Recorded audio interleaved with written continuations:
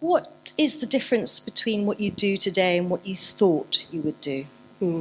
Well, growing up in Tehran in the 1970s, when I was a really little girl, my first dream was to be an air hostess.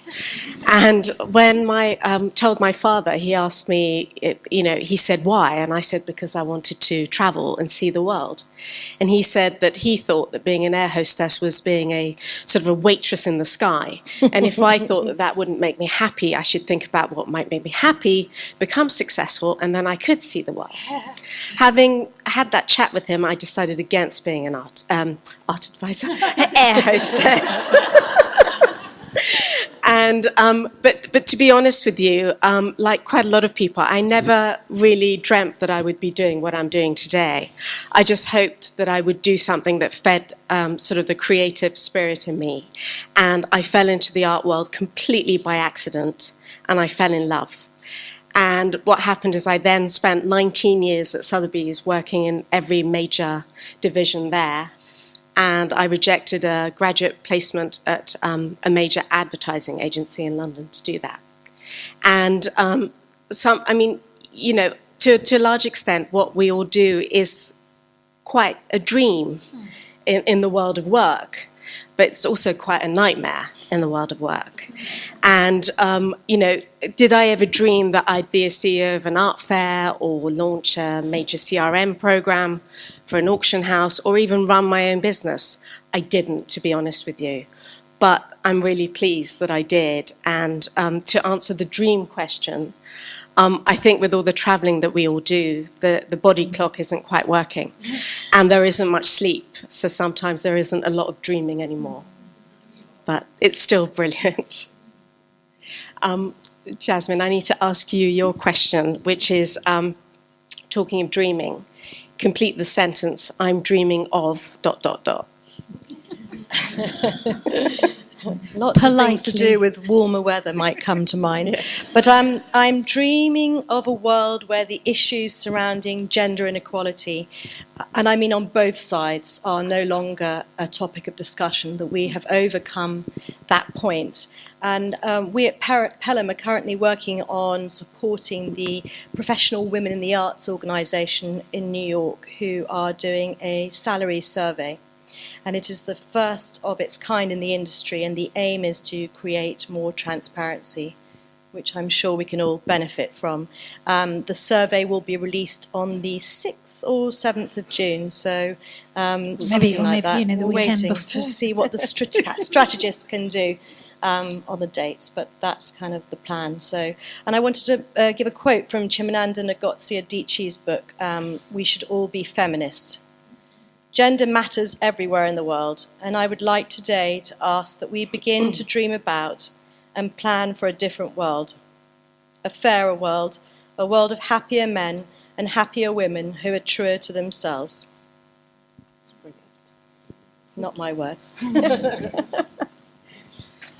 Nazy, yes. What single thing would make your job easier? Gosh, I actually found this one quite difficult because there's loads. But I think the thing that I came with was time. I'd like more time.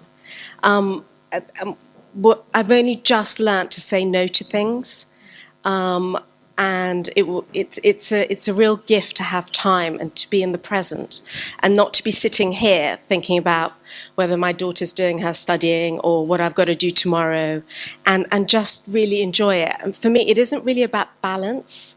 It's just the time, because my work is my life and my life is my work. So, that is something that I actually enjoy doing. But it's just that frenetic existence whereby we're just not enjoying the present. And I would personally like more time. I mean, I know a lot of people right here will be going to New York sort of this week, next week, and, about, I don't know how much, $1.5 billion worth of art or more will pass through the sale rooms, and then you've got the art fairs and the galleries with all their shows, and then we've all got to go to Basel, and then it's London, and it's frenetic and it's non-stop, and it's so really it's just, for me, it's about enjoying the now more, if I can say that.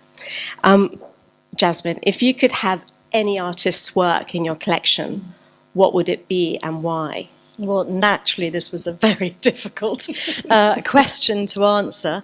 I am half Iranian. I highly admire the work of the Iranian artist Shireen Neshat, and she's an artist whose work is focused on psychological, social and political situations of women in contemporary Islamic societies today. And she recently did, a couple of years ago, did an exhibition in Azerbaijan, which is the country neighbouring Iran, which she is no longer able to visit herself. And her exhibition was photographing the people of Azerbaijan, and it was called The Home of Mine Eyes. And it was an extremely thought-provoking exhibition that made me sort of yearn for Iran. So that would be one. And I'm going to say a second, I couldn't help myself. Haroon Mirza's A Chamber for Horowitz, which is a piece that was at the Lisson Gallery's 50th anniversary exhibition. And I walked into this room that his work was in with my 3 children and my husband, and we all burst into spontaneous dancing. And I thought, how fabulous to have that in your life, have moments like that. Brilliant. Nazy, if you had a magic wand, what would you do with it? In the art world? In the art world. If I had a magic wand, I would want more diversity in the art world.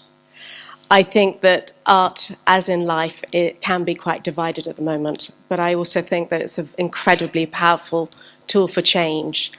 I think that one of the reasons I'm an executive member of AWITA is that I strongly believe in their goals of mentoring, supporting women.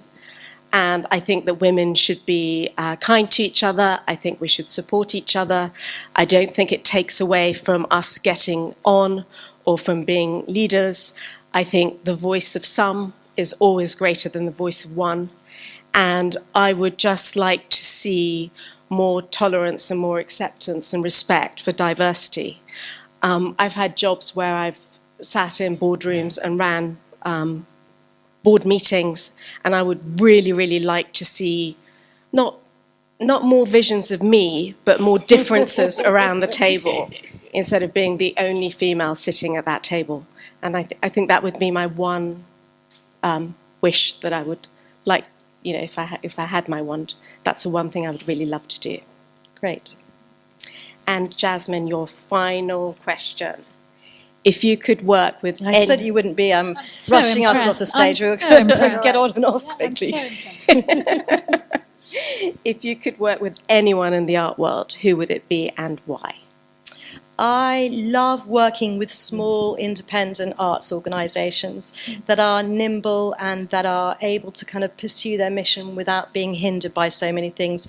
That quite often means actually restrictions financially, which is a challenge. But we work with the Samdani organisation based out of Bangladesh, and they're not small in terms of what they achieve, but they are a fairly small team that does so much, and they do things for the public, which everything they do is free, and they very much focused on Southeast Asia, and they are opening a 100-acre public sculpture park, artist residency and exhibition space in Bangladesh's second largest city sometime next year, subject to the monsoons and building schedules.